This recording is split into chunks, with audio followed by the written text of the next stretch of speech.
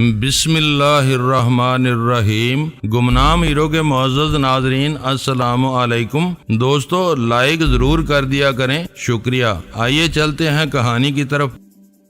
لیکن جب A2 کو میں نے بتایا کہ نشے میں وہ بہت کچھ اگل گئی تھی تو اس کا لہجہ تلخ اور صفاقانہ ہو گیا تھا، اور اگر انہوں نے اسے ہلاک کرنے کا ہی فیصلہ کر لیا یہ اس کا اپنا مقدر ہوگا۔ میرا ضمیر صاف ہے، بس انسانیت کے ناطے سے تھوڑا سا ملال ضرور ہوگا۔ وہ میز پر کوہنیاں ٹکا کر اپنا چہرہ ہتھیلیوں کے درمیان لیے ہوئے ابھی تک خاموشی سے میری طرف دیکھتی رہی، پھر دھیمی آواز میں مخاطب ہوئی، آپ ہمارے گھر کب منتقل ہو رہے ہیں؟ وہ کیوں؟ میں نے چونک کر سوال کیا۔ روپوشی کا حکم ملا ہے نا آپ کو؟ اس نے مجھے یاد دلایا۔ کہیں بھٹکنے کے بجائے اس غریب خانے کی عزت افزائی کیوں نہیں کرتے؟ کالج سے چھٹی لے لوں گی۔ خیال بہت اچھا ہے، لیکن میں اس مہلت سے فائدہ اٹھا کر کل لاہور جانے کا ارادہ رکھتا ہوں۔ A2 کی گتھی وہاں جائے بغیر نہ سلجھ سکے گی، پھر وہیں ایشین سینڈیکیٹ لمیٹڈ کا دفتر بھی ہے، شاید اس میں بھی کوئی کام کی بات میرے علم میں آ جائے۔ مہلت دیے ہوئے وقت میں کارروائی کرنا چاہتا ہوں، پھر میں بھی آپ کے ساتھ چلوں گی۔ تم؟ میں نے حیرت اور بے یقینی سے کہا، پھر ناصحانہ انداز میں،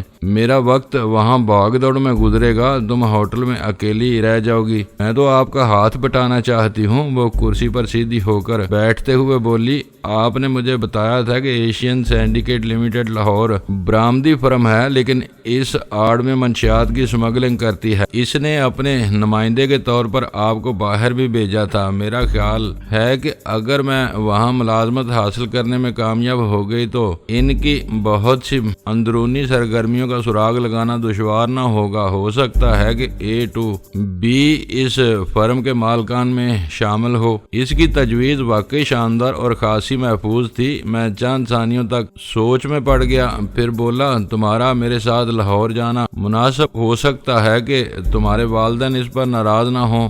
اس نے برا سا منہ بنایا۔ میں آپ کو بتا چکی ہوں کہ اب ان کی زیادہ پرواہ نہیں رہ گئی ہے۔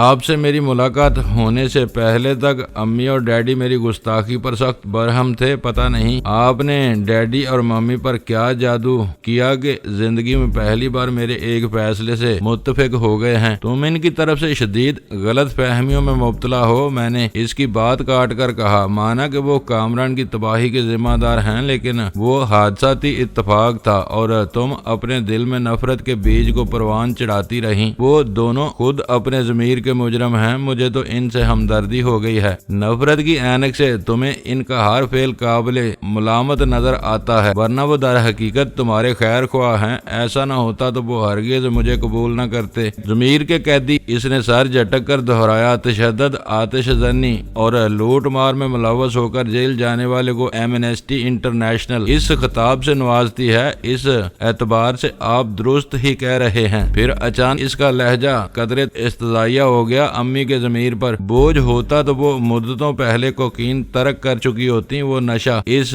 گھر کی فضا میں آج بھی حکمراں ہے۔ ہر کوشش ناکام ہو گئی۔ کوکین بہت موذی نشہ ہے غزالہ۔ تمہاری ماں اپنی اس عادت سے اکتا گئی ہے، لیکن مجبور ہے۔ یہ سب ڈکوسلا ہے۔ وہ بے پرواہی سے بولی، قوت ارادی مضبوط ہو اور احساس جرم بیدار ہو جائے تو پل بھر میں نشہ چھوٹ سکتا ہے۔ انہوں نے واقعی آپ کو خوب بہلایا ہے۔ بے وقوفی کی باتیں مت کرو، میں نے قدرے تیز لہجے میں کہا۔ شاید تم ایڈکشن کی اصطلاح سے ناواقف ہو، اس کے لیے عادت کا لفظ بہت معمولی ہے۔ یہ بہت بھیانک مرض ہوتا ہے۔ کوکین، مارفین، ہیروئن، پیتھیڈرین ایسے موذی نشے ہیں کہ آدمی کچھ عرصے تک تسلسل کے ساتھ استعمال کرے تو زندگی بھر کے لیے ان کا غلام بن کر رہ جاتا ہے۔ نہ چاہتے ہوئے بھی اپنی ذہنی اور جسمانی معمولات کو برقرار رکھنے کے لیے نشے کا سہارا لینا پڑتا ہے۔ وقت پر مقررہ خوراک نہ لے تو تشنج، اعصابی اختلال، درد، مروڑ، اینٹھن اور ہولناک مایوسی کی گرفت میں آ کر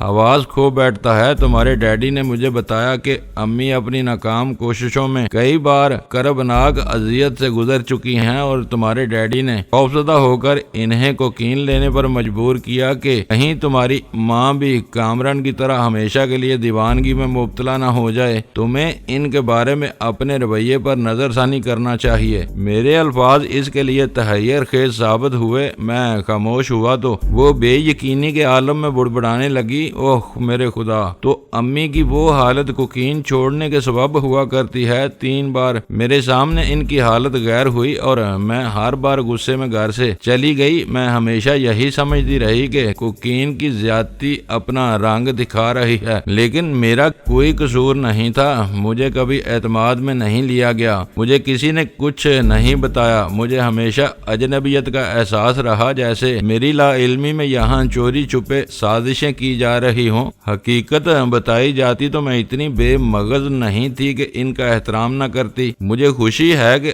آج میں نے اس دیوار کو گرا دیا۔ میں نے اسے ذہنی جھٹکے کے اثرات سے چھٹکارا دلانے کی نیت سے مسکراتے ہوئے کہا، it is never too late. تمہارے والدین کو تمہارے بدلے ہوئے رویے سے بہت سہارا ملے گا۔ تمہارے ساتھ انہوں نے بھی غلطیوں کا ارتکاب کیا، جس کی سزا ذہنی گھٹن کی صورت میں تم سب ہی بھگت رہے ہو۔ آپ نے میری آنکھیں کھول دی ہیں، وہ کھوئی آواز میں بولی۔ مجھے ندامت ہو رہی ہے کہ اپنے آپ پر میں اب امی کا سامنا کیسے کر سکوں گی۔ ان کے بارے میں بہت گر کر سوچتی رہی ہوں۔ اس نے پھریری لے کر اپنی کن پٹیاں دونوں ہتھیلیوں سے دبا لیں۔ وہ نفرت جو برسوں سے ماں اور بیٹی کے درمیان خاموشی سے پروان چڑھتی رہی، کس قدر چھوٹی غلط فہمی کی بنیاد پر پیدا ہوئی تھی۔ میرے لیے وہ زندگی کا ایک عجیب ترین تجربہ تھا۔ حقیقت کا انکشاف ہوتے ہی غزالہ اپنے ماضی کے رویے کے بارے میں سوچ کر جذباتی ہیجان سے دوچار ہوتی رہی۔ میں بمشکل اسے قابو میں رہنے پر آمادہ کر سکا، پھر اسے ساتھ لے کر لان سے اندر گیا تو اس کی ماں ڈرائنگ روم میں بیٹھی اخبار پڑھ رہی تھی۔ میری صورت دیکھتے ہی اس کی نگاہوں میں محبت امیز چمک پیدا ہو گئی۔ نکاحت آلودہ چہرے پر ممتا کا نور سمٹ آیا اور وہ اخبار تپائی پر ڈالتے ہوئے کھڑی ہو گئی۔ پھر اس نے غزالہ کی بدلی ہوئی کیفیت دیکھی تو حیران سی نظر آئی، لیکن اس سے بیشتر کہ وہ کچھ بولتی۔ غزالہ بے اختیار آگے بڑھی اور والہانہ انداز میں اپنی ماں سے لپٹ گئی۔ غزالہ کی پشت میری جانب تھی، لیکن اس کے بدن کی لرزش سے ظاہر ہو رہا تھا کہ اس کے دل کی قدورت آنسوؤں کے سیلاب میں دھل رہی تھی۔ وہ بے آواز سسکیوں کے ساتھ روتی رہی۔ شمع کو کچھ علم نہیں تھا کہ اس کی بیٹی کس انقلاب سے دوچار ہوئی ہے، لیکن اس پر بھی رکت طاری ہو چلی تھی۔ میں نے محسوس کیا کہ میں وہاں رکا رہا تو شاید میری بھی آنکھیں نم ہو جائیں گی۔ میں سر جھکائے باہر نکل آیا اور دوبارہ لان پر بیٹھ گیا۔ کچھ دیر بعد کرنل زوار زیدی واپس لوٹا تو مجھے لان پر تنہا بیٹھے دیکھ کر بوکھلا گیا۔ ارے تنویر میاں، تم اکیلے بیٹھے ہو، شمع کہاں ہے؟ غزالہ بھی گھر ہی پر تھی۔ آؤ میرے ساتھ اندر چلے آؤ، آپ بھی یہیں بیٹھ جائیں، میں نے مسکراتے ہوئے احترام کے انداز میں کہا۔ وہ دونوں اندر ایک جذباتی کشمکش سے گزر رہی ہیں، میں بھی انہیں چھوڑ کر باہر آ بیٹھا ہوں۔ اوہ، وہ بیچارہ پریشان ہو گیا، پھر لڑ پڑی اپنی ماں سے۔ پتہ نہیں کیوں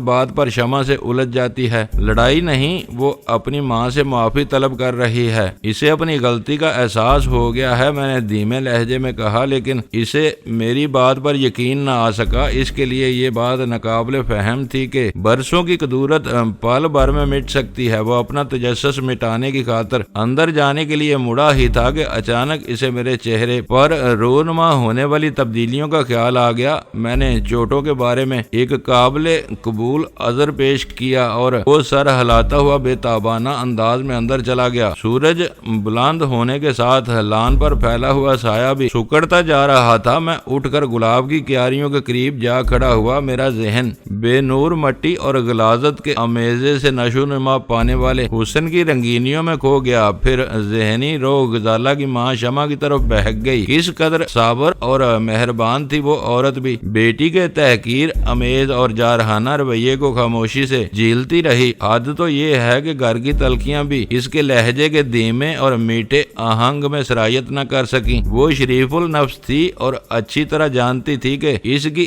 ایک عادت کامران کی بربادی کا باعث بن گئی تھی، لہذا اس نے خندہ پیشانی کے ساتھ ہر توہین کو اپنے جرم کی سزا سمجھ کر تسلیم کر لیا تھا۔ ماضی میں گزارے ہوئے برے دن بھی اس کے اندر کی نیک عورت کو نہیں بدل سکے تھے۔ چند منٹ کے بعد کرنل زوار زیدی مجھے ڈرائنگ روم میں لے گیا۔ ماں بیٹی وہاں سے جا چکی تھی۔ کچھ دیر بعد دونوں واپس آئیں تو شمع کے چہرے سے مسرت پھوٹی پڑ رہی تھی۔ غزالہ منہ ہاتھ دھو کر آئی تھی، لیکن اس کی آنکھوں میں گریہ و ندامت کے آثار صاف پڑے جا سکتے تھے۔ وہ سر جھکا چکائے ماں کے قریب بیٹھ گئی۔ ان تینوں کے لیے وہ زندگی کی بہت سعید ساعتیں تھیں کہ گھر کی فضا پر چھائے ہوئے انتشار کے بادل غیر متوقع طور پر چھٹ گئے تھے۔ شاید غزالہ نے اس بارے میں اپنی ماں کو میرے کردار سے آگاہ کر دیا تھا، کیونکہ وہ میری بہت زیادہ ممنون نظر آ رہی تھی، محبت امیز نگاہوں سے مسلسل مجھے ہی دیکھے جا رہی تھی۔ گفتگو کی ابتدا ہوئی تو ہر ایک اپنی جگہ شرمسار اور اپنی ذات میں سمٹا ہوا تھا، لیکن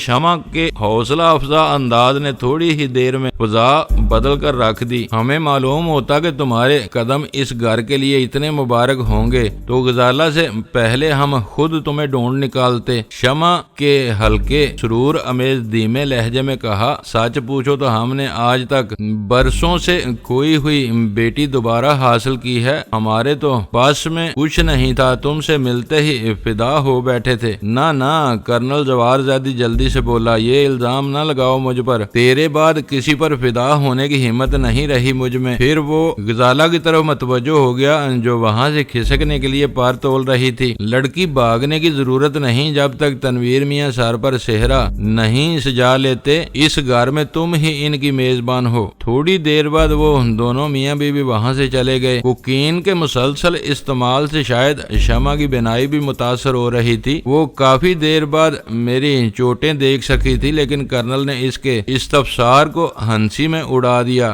کچھ نہیں، مار داڑ تو مرد بچوں کی شان ہوتی ہے، ہوا ہوگا کچھ، آؤ ذرا کامران کی خبر لیں، وہ بھوکا ہوگا۔ وہ چلے گئے، میں غزالہ کو گھورتا رہا اور سر جھکائے اپنے ہاتھوں سے کھیلتی رہی۔ ایک دو بار اس نے کچھ کہنے کے لیے سر اٹھایا تو میری نگاہوں کا سامنا کرتے ہی اس کی قوت گویائی جواب دے گئی۔ کیا کہنا چاہ رہی ہو تم؟ میں نے شوخ لہجے میں اسے سہارا دیا۔ کچھ بھی تو نہیں، بدل گیا تمہارا۔ اس نے شکایت امیز نگاہوں سے مجھے گھورا، پھر دھیمی آواز میں بولی، میں آپ کے ساتھ لاہور چلوں گی۔ پھر وہی ہٹ درمی، والدین سے پوچھ لیا تم نے جو اتنے اعتماد سے فیصلہ سنا رہی ہو؟ شاید اب انہیں مجھ سے زیادہ آپ پر اعتماد ہو گیا ہے۔ اس نے کہا، آپ کے ساتھ کہیں بھی جانے پر انہیں کوئی اعتراض نہ ہوگا، ان کے مزاج سے اچھی طرح واقف ہوں۔ اور کالج کا کیا ہوگا؟ 10-5 دن کی غیر حاضری سے کوئی فرق نہیں پڑتا۔ پھر میں وقت گزاری کے لیے کالج چلی جاتی تھی۔ اب آپ کا ہاتھ بٹانے میں مجھے زیادہ خوشی ہوگی۔ آپ کی خواہش نہ ہو تو اور بات ہے، میرا ایجوکیشن کا آخری سال ہے اور وہاں تم بیڑیوں کے بٹ میں ملازمت کرو گی۔ میں نے سوال کیا، حرج ہی کیا ہے اس میں؟ اس نے جواب دینے کی بجائے سوال کر ڈالا، اس خیال میں نہ رہیے گا کہ میں لڑکی ذات ہوں، میں اپنا تحفظ خوب کر سکتی ہوں۔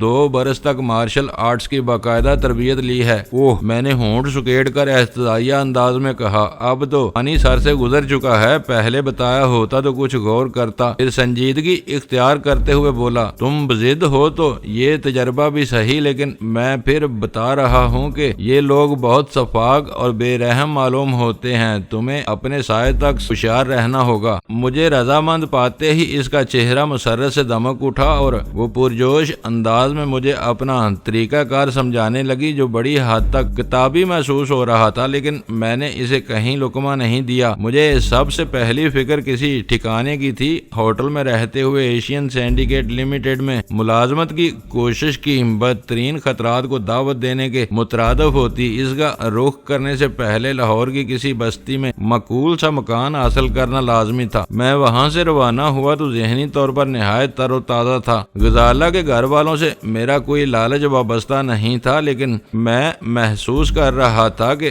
جوں جوں اس گھرانے سے میرے مراسم میں پختگی آ رہی تھی، اپنی ذات میں میرا اعتماد مستحکم ہوتا جا رہا تھا، جیسے میری ذات کے تشنہ پہلوؤں کی تکمیل ہو رہی ہو۔ B1 تمام سرگرمیاں ترک کرنے کی ہدایت دے کر مکافات عمل کے افاقی فلسفے کے تحت جہنم واصل ہو چکا تھا۔ A2 نے اس کی ہدایت کی تائید کی تھی، لیکن میری نگاہ میں اس ہدایت کی کوئی عملی اہمیت نہیں تھی۔ اخباری اطلاعات کی روشنی میں یہ وہم بھی دور ہو چکا تھا کہ کہیں میری اور B1 کی گفتگو کسی نے نہ سن لی ہو، لہذا ہر راز میری ذات تک محدود تھا اور یہ امکان مکان باقی نہیں رہ گیا تھا کہ پیش قدمی کی صورت میں میں کسی ناگہانی جال میں پھنس جاؤں گا۔ لاہور میں ایشین سینڈیکیٹ لمیٹڈ اور A2 کے بارے میں فوج لگانے سے قبل میری ترجیحات میں ایڈکشن کیور سوسائٹی کا نام سر فہرست تھا، جس کی تاحیات رکنیت سکندر علی نے اپنی نیک نامی کے بل پر چندے دے کر حاصل کر لی تھی۔ میں دیکھنا چاہتا تھا کہ وہ سوسائٹی کون لوگ کن بنیادوں پر چلا رہے تھے اور اس پلیٹ فارم سے تنظیم کس طرح استفادہ کر رہی تھی۔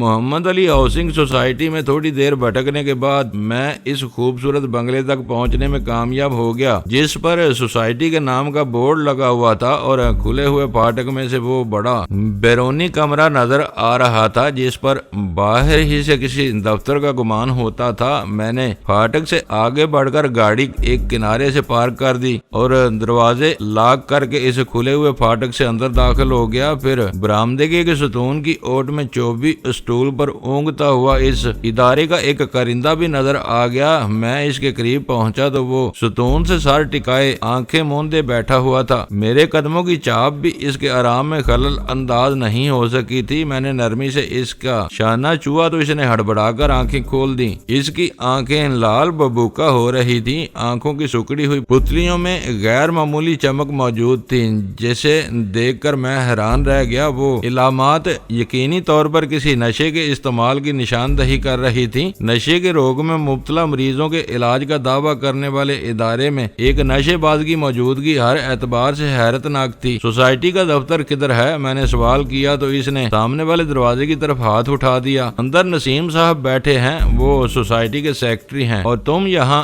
گولی لگائے بیٹھے ہو۔ میں نے اسے گھورتے ہوئے خشک اور چبھتے ہوئے لہجے میں کہا۔ اس کا چہرہ فاق ہو گیا اور پھر وہ ہکلاتے ہوئے بمشکل میرے عائد کیے ہوئے الزام سے انکار کر سکا تھا۔ جھوٹ مت بولو، میں نے دھیمی آواز میں اسے پھٹکارا۔ میں نشے باز کو ہزاروں کے مجمع میں الگ پہچان سکتا ہوں، جھوٹ بولو گے تو ابھی کھڑے کھڑے نوکری سے نکلوا دوں گا۔ وہ دونوں ہاتھ جوڑ کر گگیانے لگا۔ نسیم صاحب سے شکایت نہ کرنا صاحب، اب ڈیوٹی پر چرس کو ہاتھ بھی نہ لگاؤں گا۔ میں بند دروازے کا ہینڈل گھما کر اندر داخل ہو گیا۔ وہ وسیع کمرہ ایئر کنڈیشنڈ تھا اور فرش پر دبیز قالین بچھا ہوا تھا۔ کمرے میں دو میزیں پڑی ہوئی تھیں۔ بڑی میز کے عقب میں ریوالونگ چیئر خالی پڑی ہوئی تھی۔ دوسری میز کے پیچھے ایک ادھیڑ عمر لیکن صحت مند آدمی اخبار کھولے بیٹھا ہوا تھا۔ مجھے دیکھتے ہی اس نے اخبار میز پر ڈال دیا۔ نسیم صاحب، میں نے اس کی میز کی طرف بڑھتے ہوئے استفسار طلب لہجے میں کہا اور وہ فوراً ہی مشینی انداز میں بول پڑا۔ جی ہاں، میں ایڈکشن کیور سوسائٹی کا سیکرٹری ہوں، تشریف رکھیے۔ کس سلسلے میں زحمت فرمائی آپ نے؟ آپ کی سوسائٹی کی نیک نامی یہاں کھینچ لائی، میں نے اس کے مقابل بیٹھتے ہوئے کہا۔ طریقہ کار کا علم ہو تو شاید میں بھی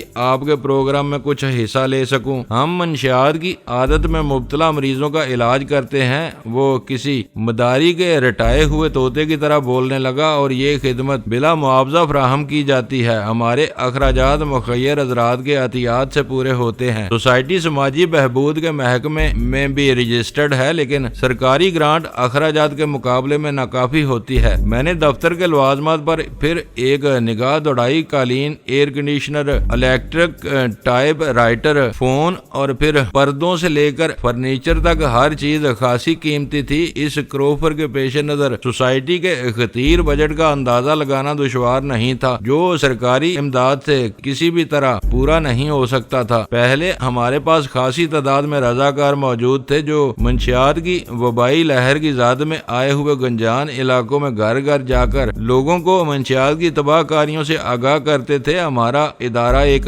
گشتی فلم یونٹ بھی قائم کرنے کا تھا تاکہ لوگوں کو فلمیں دکھا کر منشیات کے نقصانات سے آگاہ کیا جائے، لیکن بعض مقامات پر گنڈوں نے ہمارے رضاکاروں کو بہت بے رحمی سے پیٹ ڈالا۔ اس وقت سے یہ سلسلہ روک دیا گیا ہے، لیکن علاج معالجہ بدستور جاری ہے۔ وہ رکے بغیر مسلسل بولتا ہی چلا گیا۔ پھر اس نے دراز سے ایک کتابچہ نکال کر میری طرف بڑھا دیا۔ اس کے مطالعہ سے آپ کو ہماری کارکردگی کا اندازہ ہو سکے گا۔ مقامی انتظامیہ سے تحفظ حاصل کر کے اگر فلم شو کیے جائیں تو شاید انفرادی رابطے سے زیادہ مؤثر ثابت ہو سکتے ہیں۔ میں نے انگریزی زبان میں چکنے کاغذ پر چھپے ہوئے کتابچے کی ورق گردانی کرتے ہوئے کہا۔ جو ہو سکتا ہے اس سلسلے میں کوئی تجویز زیر غور ہو۔ اس نے معذرت خواہانہ لہجے میں کہا۔ جو پالیسی مجھ تک پہنچتی ہے، اس سے آگے مجھے کچھ علم نہیں ہوتا۔ کاغذی حد تک موبائل فلم یونٹ کی تجویز آج بھی زندہ ہے۔ سیکرٹری ہوتے ہوئے آپ مجوزہ نکات سے لا علم رہتے ہیں؟ میں نے حیرت سے سوال کیا۔ میں دراصل یہاں کل وقتی ملازم ہوں، اس نے مسکراتے ہوئے وضاحت کی۔ پالیسی کا انحصار محسن صاحب پر ہوتا ہے، وہی سوسائٹی کے بانی اور چیئرمین ہیں۔ وہ کب ملتے ہیں؟ میں نے سوال کیا۔ دراصل ان کا کاروبار بہت پھیلا ہوا ہے، اکثر بیرونی دوروں پر جاتے رہتے ہیں، کبھی کبھار فرصت ملتی ہے تو یہاں بھی آ جاتے ہیں۔ وہ دوسری میز انہی کی ہے۔ میرے لیے یہ انکشاف عجیب سا تھا۔ پالیسی کا انحصار ان پر ہے، مصروف رہتے ہیں تو سوسائٹی کا کام کیسے چلتا ہوگا؟ وہ مربیانہ انداز میں ہنس دیا۔ ان کے داماد بڑے سائیکسٹ ہیں، صاحب کی غیر موجودگی میں مجھے انہی سے ہدایت ملتی ہیں۔ زیادہ تر اجلاسوں میں وہی محسن صاحب کی نیابت کرتے ہیں۔ نیابت کسی حد تک میری سمجھ میں آنے لگی تھی۔ مکان کے اندرونی حصوں سے بچوں کی آوازیں آ رہی تھی، جس کا مطلب تھا کہ اس کمرے کے علاوہ بقیہ مکان رہائشی مصرف میں لیا جا رہا تھا۔ محسن صاحب کا سیکریٹریٹ تک تو اس کا اپنا اسپتال یا مشاورتی کلینک ہونا چاہیے۔ محسن صاحب نے مستحکم بنیادوں پر سوسائٹی قائم کر کے اپنے پبلک کے ہاتھوں میں دے دی تھی، جس پر وہ خاصا مائل بے کرم نظر آ رہا تھا۔ کسی بھی نشے کا استعمال ذہنی اور جسمانی اثرات مرتب کرنے کے علاوہ انفرادی طور پر نفسیاتی مرض ہی ہوتا ہے، جس کے علاج کے لیے سائیکاٹرسٹ سے رجوع کرنا لازمی ہوتا ہے تاکہ وہ مریض کی ان ذہنی پیچیدگیوں کو سلجھا سکے جن کی بنا پر نشے کی طرف رغبت پیدا ہوئی ہو۔ مجھے اس سوسائٹی میں دلچسپی پیدا ہونے لگی۔ ویسے بھی مجھے سوسائٹی میں اثر و نفوذ پیدا کرنا تھا، کیونکہ یہ B1 کا اڈا تھا، لیکن وہ میرا پہلا رابطہ تھا، لہذا نسیم مجھ سے کھل کر بات نہیں کر رہا تھا۔ میں نے فوری طور پر اس جمود سے چھٹکارا پانے کے لیے مختلف مرحلوں پر غور کیا تو یہی تدبیر ذہن میں آئی کہ فوری طور پر چندے کی رقم ادا کر دی جائے۔ چندہ ادا کرنے کی کیا صورت ہوگی؟ میں نے سرسری لہجے میں پوچھا۔ نسیم کا چہرہ کھل اٹھا، اس نے باچھیں پھیلا کر کہا، وہ میں ہی وصول کرتا ہوں، آپ جس طرح چاہیں ادائیگی کر سکتے ہیں۔ آپ کو اس کی رسید جاری کی جائے گی۔ ہمیں دیے جانے والے عطیات قانون انکم ٹیکس کی ادائیگی سے مستثنا ہے۔ 5000 کی رسید کاٹ دیں۔ میں نے جیب سے چیک بک نکالتے ہوئے کہا۔ میں کراسڈ چیک دیے دیتا ہوں۔ چیک وصول کرتے ہی اس کے رویے میں نمایاں فرق آ گیا۔ چائے کے لیے اس کے خلیقانہ اصرار کو نظر انداز نہیں کر سکا۔ میں نے سیٹ چھوڑی تو اس بار نسیم معلومات کا منبع ثابت ہوا۔ اس نے سوسائٹی کے چیئرمین کی درد مندی اور بے لوث بھاگ دوڑ کے حوالے سے مجھ کو بتایا۔ وہ میرے لیے خاصا اہم تھا۔ اس کی حاشیہ آرائی حذف کر کے اپنے طور پر معاملات کو سمجھ لینا دشوار نہیں تھا۔ اصل چکر یوں تھا کہ محسن کا ایک قریبی رشتہ دار وزارت صحت و سماجی بہبود میں ایک ایسے عہدے پر فائز تھا کہ بیک جنبش قلم کسی کو بھی خطیر فائدہ پہنچا سکتا تھا۔ ان دنوں محسن مالی دشواریوں سے دوچار تھا اور ایک مضافاتی بستی میں گھریلو استعمال کی کم تر درجے کی اشیاء قسطوں پر فروخت کرتا تھا۔ اپنے رشتہ دار کے اختیارات سے فیض یاب ہونے کے لیے اسی کی ایما پر محسن نے ایڈکشن کیور سوسائٹی کی بنیاد ڈالی، کیونکہ ان دنوں منشیات کے بڑھتے ہوئے استعمال کے خلاف بے چینی کی شدید لہر پھیلی ہوئی تھی اور سرکاری سطح پر اس سمت میں کی جانے والی ہر کوشش کی سرپرستی کی جا رہی تھی۔ ابتدا میں محسن کی دکان کے پتے سے سوسائٹی نے صرف چھپے ہوئے خوبصورت لیٹر پیڈ پر جنم لیا تھا، لیکن قلیل سی مدت میں سوسائٹی کو متعلقہ محکمے سے رجسٹریشن کے ساتھ ہی گرانٹ بھی مل گئی۔ گرانٹ کی رقم ہاتھ آتے ہی محسن نے محمد علی سوسائٹی کے اس بنگلے میں دفتر قائم کیا اور انہی دنوں نسیم کو کل وقتی سیکرٹری کے طور پر ملازم رکھ لیا۔ کام کی ابتدا برائے نام معاوضے پر سوشیالوجی کے طلباء اور طالبات کی جز وقتی خدمات سے ہوئی۔ مختلف آبادیوں کے سروے کے دوران میں بہت سے پرجوش رضاکار بھی فراہم ہو گئے۔ پھر سروے رپورٹوں کی اعداد و شمار کی مدد سے اثر انگیز کتابچے چھپوائے گئے جو سرکاری محکموں کے ساتھ اچھی شہرت رکھنے والے مخیر شہریوں اور اداروں کو بھی ارسال کیے گئے۔ اس کے بعد وزارت صحت و سماجی بہبود کے اس بڑے افسر کی صدارت میں ایک ہوٹل میں اثرانے کے ساتھ انسداد اور ترک منشیات پر ایک تقریب منعقد کی گئی، جس میں معززین شہر شہر بھی مدعو کیے گئے تھے۔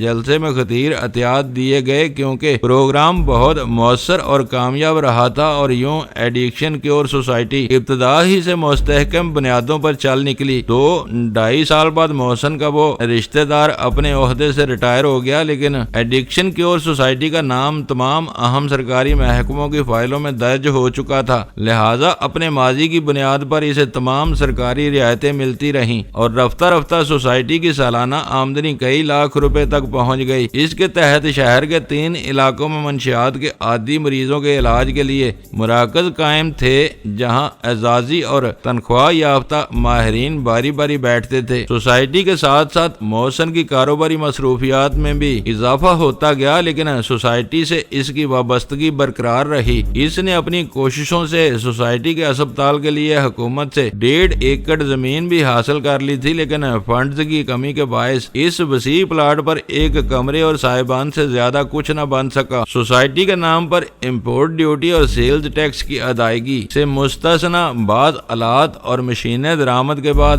بقول نسیم کے بے مصرف پڑی ہوئی تھیں، لیکن مجھے یقین تھا کہ ان سے محسن کا داماد کام لے رہا ہوگا۔ محسن اس کوشش میں لگا ہوا تھا کہ متعلقہ محکموں سے اس پلاٹ پر احاطے کے ساتھ دکانیں نکالنے کی اجازت مل جائے تو ان کی فروخت سے ہونے والی آمدنی سے اسپتال کی تعمیر کے کام کا آغاز کیا جا سکے۔ اسی کے ساتھ سوسائٹی اسپتال کی تعمیر کے لیے چندے کی فراہمی کی خصوصی مہم بھی شروع کرنے کا ارادہ رکھتی تھی۔ نسیم نے بتایا کہ منشیات کے استعمال کی وبا خوفناک پیمانے پر فروغ پذیر تھی۔ غریب اور پسماندہ بستیوں کے ساتھ تعلیمی ادارے اور عزت دار خوشحال گھرانے بھی اس کی زاد میں آئے ہوئے تھے، جو بدنامی کے خوف سے عام مراکز سے رجوع نہیں کر سکتے تھے۔ ایسے لوگوں کی خاصی تعداد مشورے کے لیے سوسائٹی سے رجوع کرتی تھی۔ ایسے مریض عموماً محسن کے داماد سے اس کے نجی کلینک میں رازداری کے ساتھ علاج کو ترجیح دیتے، اور یوں پر امن بقائے باہمی کی بنیاد پر وہ سارا چکر چل رہا تھا۔ 2 ہفتے بعد سوسائٹی کی جانب سے ایک اسٹڈی گروپ لیاری کے علاقے میں منشیات کی خرید و فروخت اور کھپت کے بارے میں ایک خفیہ سروے کرنے والا تھا۔ گروپ کے اراکین اپنی حیثیت اور مقاصد کا اظہار کیے بغیر مقامی آبادی میں گھل مل کر معلومات حاصل کرتے۔ میرے لیے نجی سطح پر کام کے انداز کو دیکھنے کا وہ ایک اچھا موقع تھا، لہذا جب نسیم نے جھجکتے ہوئے مجھے اسٹڈی گروپ میں شمولیت کی دعوت دی تو میں بلا تعمل تیار ہو گیا۔ میں وہاں سے روانہ ہوا تھا۔ نسیم میرا گرویدہ ہو چکا تھا اور میں نے فیصلہ کر لیا تھا کہ میں غزالہ کی ماں اور کامران کے سلسلے میں محسن کے داماد سے ضرور رجوع کروں گا، تاکہ ان کے علاج کے ساتھ اس شخص کو بھی قریب سے دیکھنے اور سمجھنے کا موقع مل سکے۔ میں نے کار گلی میں گھمائی تو تاریک شیشوں والی سرخ کرولا کو اپنے مکان سے ذرا پہلے کھڑا دیکھ کر چونک پڑا۔ میرے لیے وہ کار نئی نہیں تھی، میں نے 1 سے زائد بار C1 کو اس میں دیکھ چکا تھا، لیکن مجھے اس کی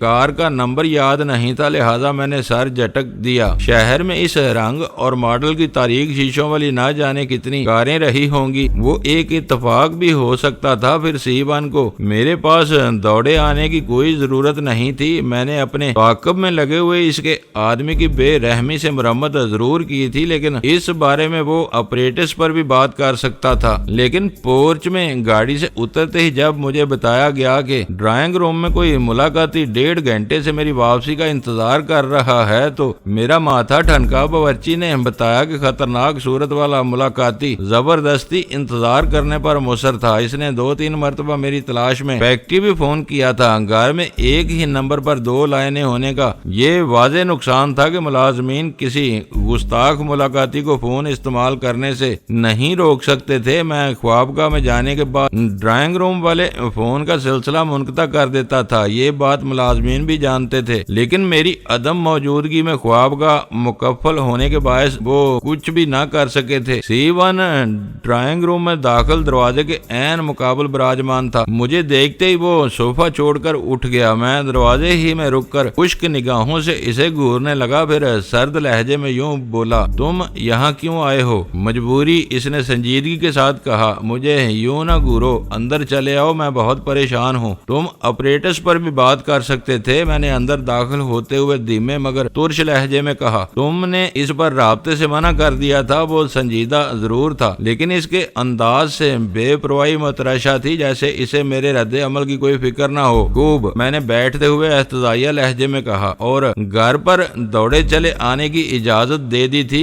گھر معلوم تھا تو تم فوراً نمبر معلوم کر کے اس پر بھی بات کر سکتے تھے۔ میرے چبھتے ہوئے لہجے کا اس پر کوئی اثر نہیں ہوا اور وہ ایک گہرا سانس لے کر میرے قریب ہی بیٹھ گیا۔ میں آیا تو کسی اور کام سے ہوں، لیکن یہ بتا دوں کہ آج تم نے اچھا نہیں کیا۔ وہ بغور میری طرف دیکھتے ہوئے دھیمے لہجے میں بولا۔ کیا اچھا نہیں کیا؟ میں نے انجان بن کر رکھائی سے سوال کیا۔ اسے ہسپتال میں داخل کرانا پڑا ہے، وہ دھیمے اور پرسکون انداز میں بولا۔ تم نے میرے آدمی سے الجھ کر مجھ سے مخاصمت مول لینے کی کوشش کی ہے، تمہیں کیا ضرورت تھی اس پر ہاتھ اٹھانے کی؟ اوہ، میں نے ہونٹ سکیڑ کر تہیہ زدہ آواز میں کہا، تو وہ سیاہ کار والا بھی تمہارا ہی آدمی تھا؟ میری کامیاب اداکاری پر وہ سٹپٹا گیا اور اس کی آنکھوں میں الجھن کے آثار نظر آنے لگے۔ تو تمہیں شبہ تھا اس میں؟ شبہ؟ میں نے پر اعتماد لہجے میں کہا، میرے تو وہم و گمان میں بھی نہ تھا کہ وہ تمہارا آدمی ہوگا۔ اس وقت حالات مخدوش ہیں۔ ہدایت،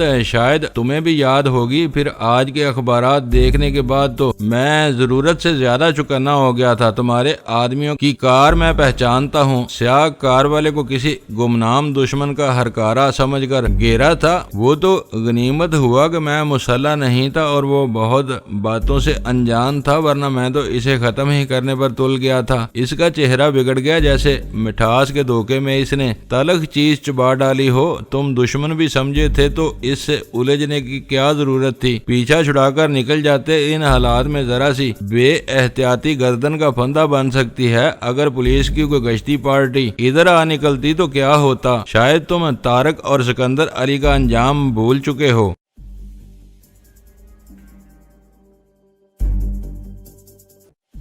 دوستو، ویڈیو کو لائک ضرور کر دیا کریں۔ ISI پاک آرمی زندہ باد، پاکستان پائندہ باد۔ معزز ناظرین، اپنا خیال رکھیے گا اور اپنے اس چینل کا بھی شکریہ۔